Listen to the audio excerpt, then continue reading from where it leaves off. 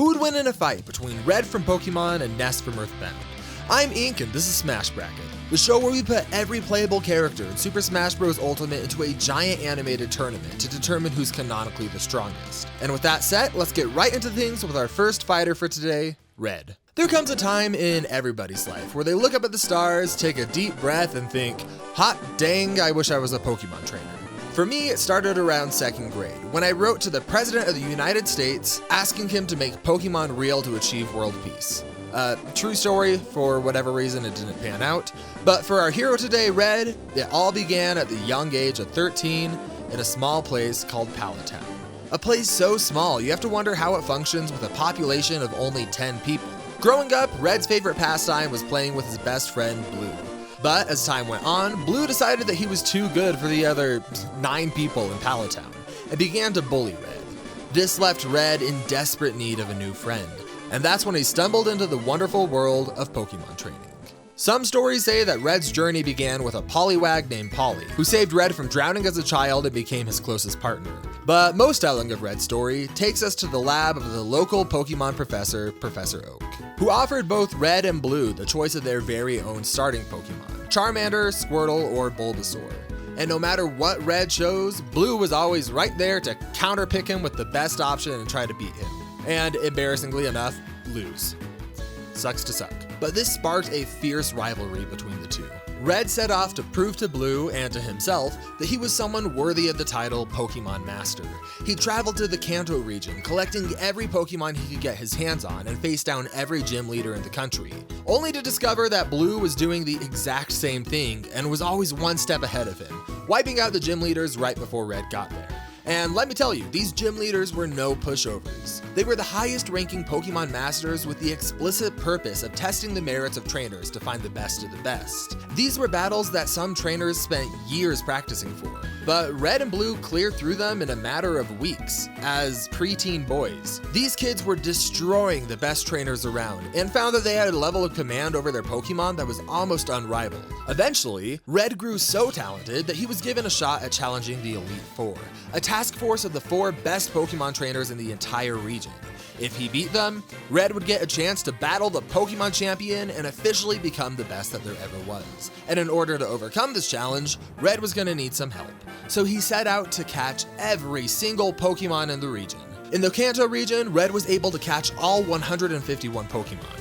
And shortly after that, he ventured to catch Pokemon from other regions, eventually bringing his total to 386 Pokemon. But despite this huge selection, he typically only battles with a core team of 6. Some of his staple Pokemon, and the ones that we're using today, are Charizard, Blastoise, Venusaur, Snorlax, Lapras, and Espeon. The 6 of them together cover just about every damage type and team role that you can think of. Charizard is a high-speed striker made to get in fast and do some serious damage. In combat, it's moved so fast that rains come to a complete standstill, which would require Charizard to be moving nearly 1.5 times the speed of sound.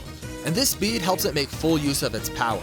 Now, I could talk about how its flames are hot enough to melt stone and strong enough to shake an entire island, but my favorite display of Charizard's strength is here, where it knocks out a Pidgey in a single attack, literally just by breathing. What a legend. With a strong bond to its trainer and a Mega Stone, Charizard can Mega Evolve to rocket its stats to an all-time high, and look extra cool while doing it. And if it needs some extra help, it can activate Beat Up, which brings all 6 of Red's Pokemon into battle for one massive attack. Getting to the next Pokemon, Venusaur serves as a major source of utility for the team. While it's strong enough to slice through solid stone, its true threat comes from the dangerous status effects that it has. Whether that's debuffing its target stats, poisoning them, putting them to sleep, changing the weather, enhancing other moves, or shooting a giant sun laser from its back. One of these things is not like the other. But Venusaur is a vital part of Red's strategy, much like his next Pokemon, Blastoise. This thing is a perfect mix of strength and defense, able to use its sturdiness to function as somewhat of a ranged brawler. While it has access to moves that can increase its defense and attack power, its favorite method of attacking is shooting out jets of water and ice, capable of tearing holes through a cliffside like this. Oh, also it can fly. Just wanted to throw that out there. But now let's talk about the team's tank. Snorlax is able to mix its durability and attack power with its sheer girth to become a great frontline attacker. Like a walking yo mama joke, Snorlax is so hefty that he shakes an entire city just by jumping on the ground. But while he may be heavy, he's no slowpoke. Snorlax was once able to outspeed a moving bullet train, running over 100 miles per hour to jump in front of it and take the full brunt of the collision. And when this is mixed with a huge range of moves that you just wouldn't expect a Snorlax to have by looking at it, Snorlax more than earns its place as a mainstay on Red's team. Much like the next teammate, Lapras. While Lapras doesn't have many direct beats that we can look at, we can get a look at its signature ice attacks, which are cold enough to freeze a geyser solid. These ice moves and other ranged attacks like Surf or Thunderbolt allow it to be a powerful foe from a distance, maintaining solid control of the battlefield while singing its way into violent sonar victory. Now let's talk about the final Pokemon in today's battle, Espeon. Compared to the other Pokemon, Espeon is somewhat of a wild card, possessing powerful abilities that you wouldn't find in a list of its moves. For starters, it's able to detect even minuscule shifts in the air, allowing it a kind of blind sense to predict its enemies' thoughts and movements, which it can also use to predict the weather. That's nice. Espeon also has the hidden ability, Magic Bounce, which can reflect status effects back on the attacker, protecting it from otherwise debilitating debuffs, while also getting a healthy dose of revenge. This layer of protection gives it full reign to go all out with psychic attacks, while keeping their opponent on their toes. Take the move Trick Room, for example, which allows a slower opponent to attack before their otherwise faster enemy, or Power Swap, which allows Espeon to swap attack power with a stronger opponent. A well-trained Espeon is perfectly poised for a battle strategy that disorients its opponents through trickery. It can confuse them and then use that advantage to launch attacks against their weaker foe, whether that's psychic lasers or playing cards that get stronger with each hit. Espeon's unpredictable nature makes it a truly lethal threat to any opponent. These 6 Pokemon come together to form a dangerous team of highly skilled fighters, but they're more than just enslaved animals to Red. To Red, his Pokemon are his family. He has an undying love for all Pokemon, but especially his own team, and he would do whatever it takes to keep them safe, even if that means jumping in the way of attacks, risking his own life to stop harm from coming to his Pokemon. And each of his Pokemon would do the same for him. Their bond is so strong that Red doesn't even need to speak to command his Pokemon. Instead, they're able to sense his thoughts and emotions so well that he can expertly command his entire team without saying a single word. And I do mean expertly command. When things get dire, he's been known to call out and command all 6 of his Pokemon at once with little issue. Red led his team to defeat the Elite Four, and eventually came face to face once more with his longtime rival, Blue, who got to be the Pokemon champion for like 5 minutes. That's rough, buddy. But Red ultimately came out on top and overtook Blue for the title of Pokemon Champion. He had finally done it. He caught them all and became the very best like no one ever was. But in the wake of his victory, Red found reaching his goal to be bittersweet. He'd become the best of the best, but that meant that there was no one left to really challenge him. When you're the best, you never get a real battle. So after cementing himself as the true champion, Red climbed to the top of Mount Silver, a reclusive, snowy mountaintop, where he and his Pokemon waited in silence for an opponent skilled enough to truly give them a challenge. Sometimes the greatest adventure that we can have isn't in some faraway land fighting mythical beasts and becoming an all-powerful warrior, as a Latin choir probably sings their way to victory or something. Sometimes the greatest adventure that we can have is in our very own backyard. Such is the case for Ness. All things considered, Ness was a pretty average teenage boy. He loved baseball, his favorite thing in the entire world was rockin', and he always wore his signature t-shirt and shorts no matter the weather. Ness lived in a country called Eagle Land, on the northern outskirts of a small city called Onett. There, he lived with his mother and his sister and the family dog, eating home-cooked steak and relaxing with his friend, Porky. Ness lived a peaceful, happy, uneventful life, until a meteorite slammed into the earth next to his house. Ness jolted awake and went to go investigate the site with Porky, only to find out that this was no ordinary meteor. It contained an elite, time-traveling insect warrior named Buzzbuzz, who warned Ness of an incoming universal cosmic destroyer, Gygus. But before Buzzbuzz could relay all of the details, he was murdered by Porky's mom, who just thought he was an ordinary bug. Talk about a buzzkill, am I right? I'm here all day, folks. Why are you the way that you are? But with his dying breath, Buzzbuzz left Ness with the following prophecy. ancient legends told of 4 children who banded together to defeat Gygus. They must unite, multiply their power with the earth itself, and remember that their true power is wisdom, courage, and friendship. So to start off, Ness needed to seek out 8 special locations called sanctuaries to unify his heart and lead him to victory. Now remember, despite this lofty prophecy, Ness was still just a young teenager from a small family in a small town. The only thing he destroyed is a piece of steak at dinner time.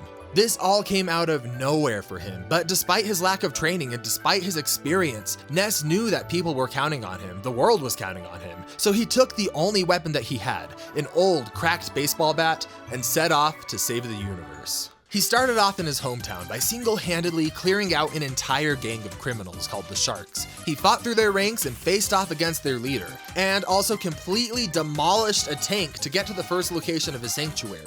This was like 10 minutes after he left. What was his mom feeding him? Anyway, when he got there, he fought a giant magical ant, as one does, and claimed the first of his 8 sanctuaries. And it wouldn't be long before he got the remaining 7, but to find them, Ness had to team up with new friends. By using telepathy, a young psychic named Paula was the first to find him, and she was shortly followed by a geeky bedwetter with rocket launchers named Jeff, and a mystical prince named Pooh.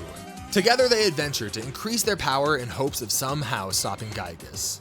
But as they grew stronger, Ness awoke to a powerful magical ability called Skye. Interestingly enough, most of the spells that he's most commonly associated with due to his appearance in Super Smash Bros.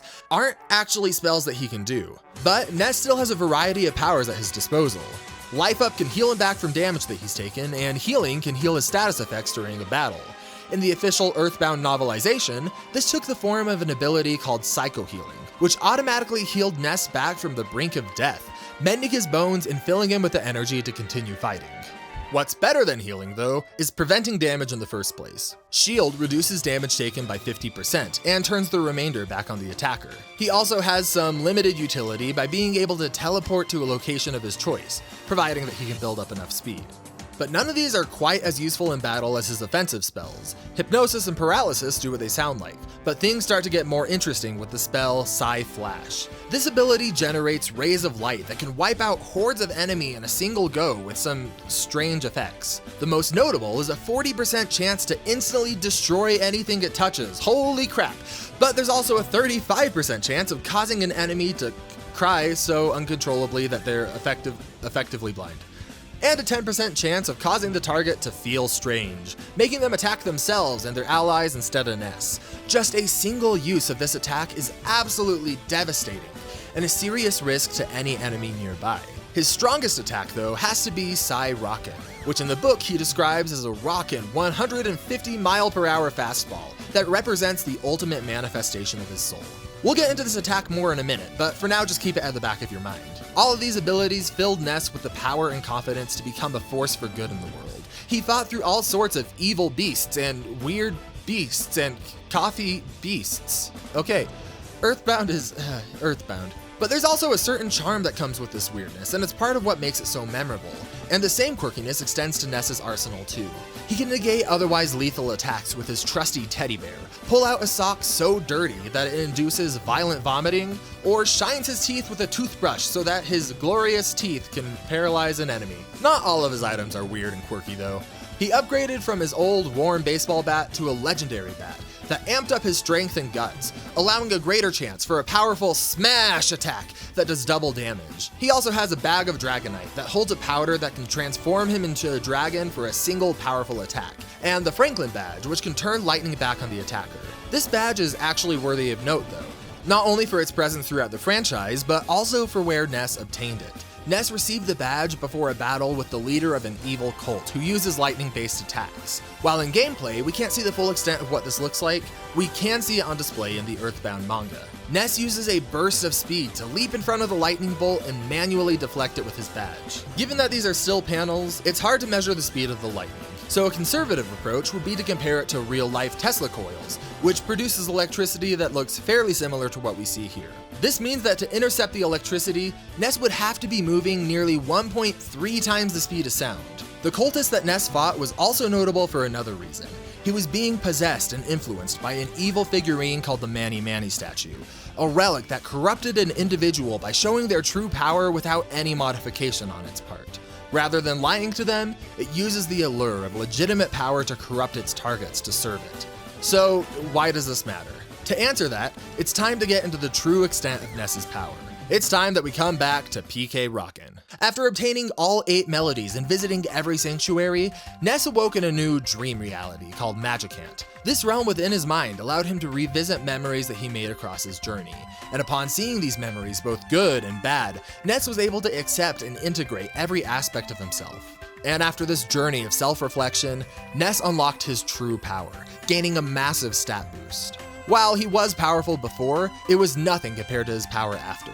Eventually, he was able to take hits from Gygus himself. And while this was a clear increase in Ness's power, there's no clear indication of the kind of power that Gygus was putting out, nor what Ness's true power looks like here. But luckily, we can turn to the Earthbound novelization once more for some clarification of what this might look like. The statue puts Ness in a parallel dimension where he's able to demonstrate his full, unbridled power. He yells and lets out a massive bang. This power causes the sun to explode and the earth to tremble. The sky shatters and a vortex of blood shoots out of the older kids next to him. Thunder rings out through the air and the atmosphere itself boils like a witch's cauldron. Lightning strikes down on the earth, destroying a schoolhouse. Classrooms crumble as the students get dismembered by bursts of wind. People have their bodies severed, or they explode, or they're cut up like rags, or they fall unconscious. So, yeah.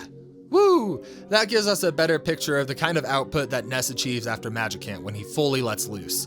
Talk about tonal whiplash. This is the same guy that was just battling Mad Duck. And this is all the more dangerous when considering Ness's fighting skills.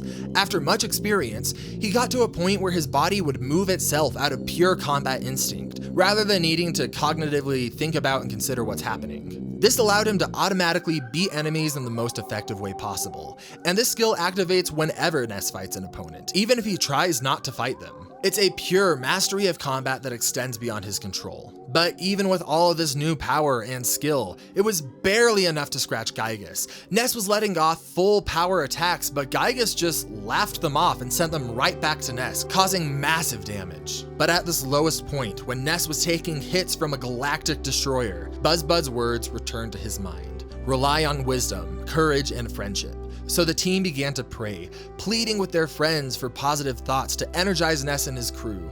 Until, in one final burst of power, Ness landed a grand slam of a final blow, erasing Gygus from existence once and for all. Now, I know that took some pretty wild twists and turns, starting from a bee warrior sending a kid off to collect music, or fighting cups of coffee with a toothbrush and then saving the universe, but this is part of what makes Ness and Earthbound so special to so many people. At the end of the day, he isn't some power-seeking warrior. He's just a kid who was totally out of his league, but still wanted to do the right thing and protect his friends and his world at all costs. And sure enough, after the adventure concluded, he didn't go on to bigger and better things. He helped his friends get home, returned to Onett to tell his mom of his adventures, and ate a good old steak dinner, knowing that thanks to him, the world was just a bit safer. With all of that out of the way, our combatants are set. But before we get into the fight, I want to ask you to help out the channel. If you like what you've seen so far, the single best way that you can help us is by watching another episode right after this, or rewatching this one. I know, sounds weird, but helps a lot. So if you like what we're doing, please feel free to check out the rest of our series. We all work super hard on it, and it's my baby, and I love it, and I'm so glad that you watch it. Thank you. Anyway, let's get into our animation to figure out who's gonna win between Red from Pokemon and Ness from Earthbound. Let's get into it.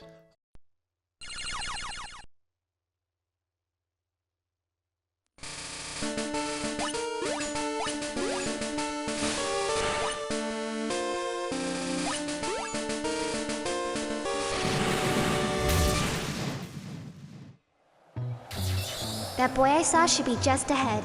Once he sees how strong you are, he'll have to lead us to that wish spirit, right? Ness, I know that Pooh can pull through this, but my magic, it's not just, I'm really counting on you.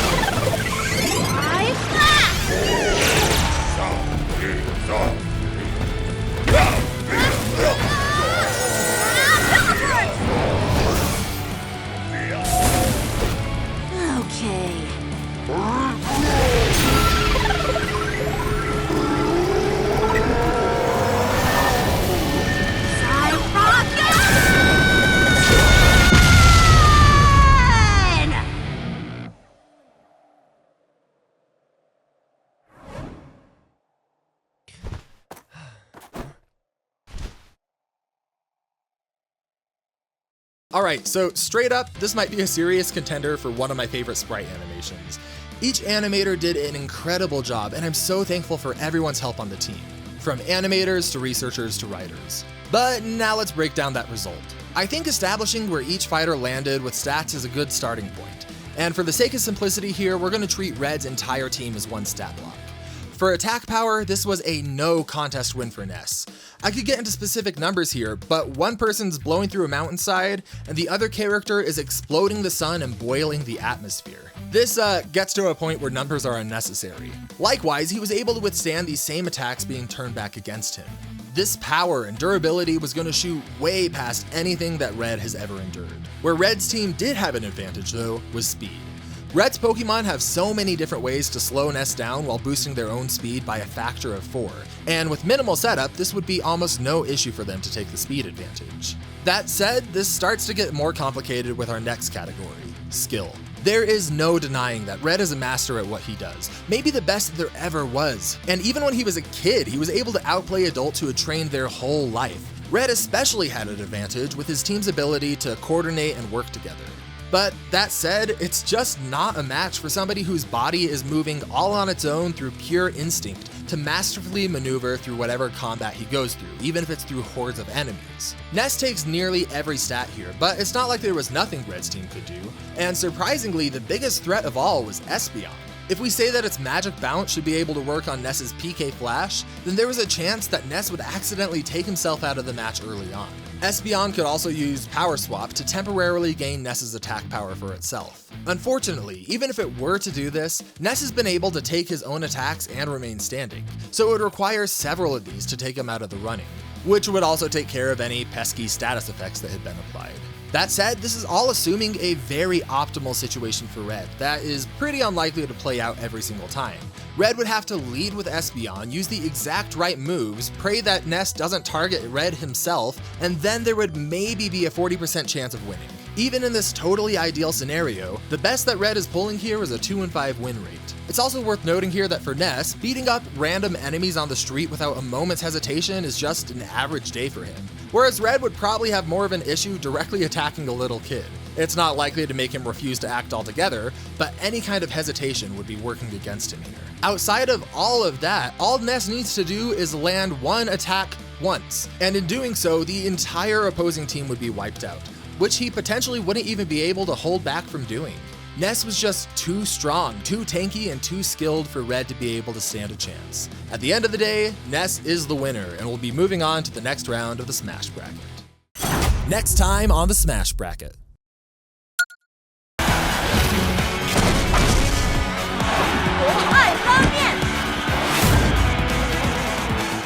him, baby. Let's get serious, kid.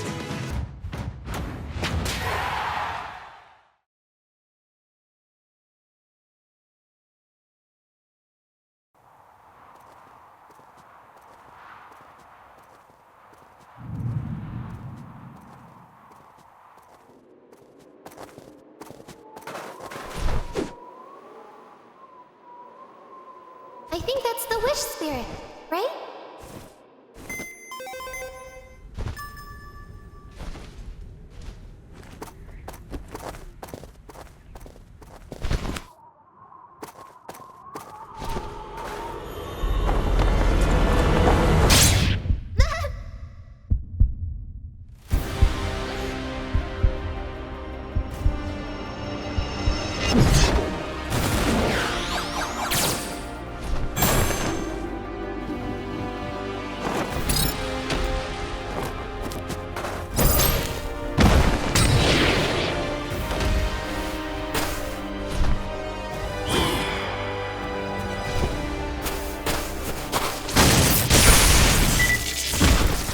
Pathetic.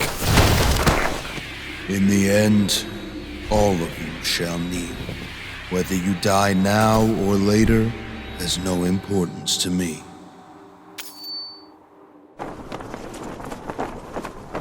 I wish you to show me who possesses true power.